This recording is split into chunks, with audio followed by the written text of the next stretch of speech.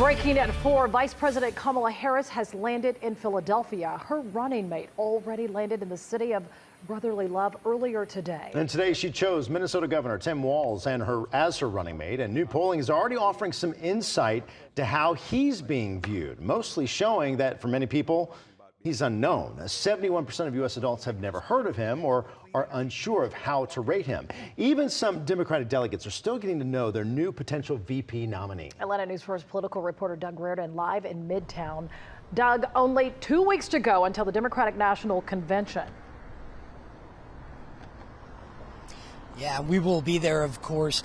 That is where Tim Walz, the governor of Minnesota, would officially accept his nomination as Vice President Kamala Harris's running mate. So we'll be there covering all of that. But like you said, this came as a bit of a surprise to voters. Certainly came as a big surprise to a lot of delegates. But that's not to say they aren't incredibly pleased with the selection.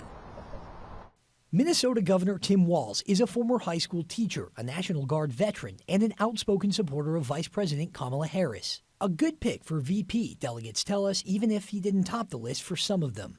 My personal preference was for Josh Shapiro, but Tim Walz is a pretty solid pick. Delegate Seth Taylor says names like Shapiro, Pennsylvania's governor, along with Senator Mark Kelly of Arizona and Transportation Secretary Pete Buttigieg were thrown around more often, but Walz brings a lot to the ticket. He is a down-to-earth, plain-spoken Midwesterner who reminds you of your dad in a way. With Donald Trump's running mate, Ohio Senator J.D. Vance, also hailing from the Midwest, it could put the region in play for Democrats. At a rally Tuesday, Vance told a crowd he had called Governor Walz to congratulate him and even suggested the two debate after Walz is officially confirmed as the nominee. Then he said this. Tim Walz's record is a joke.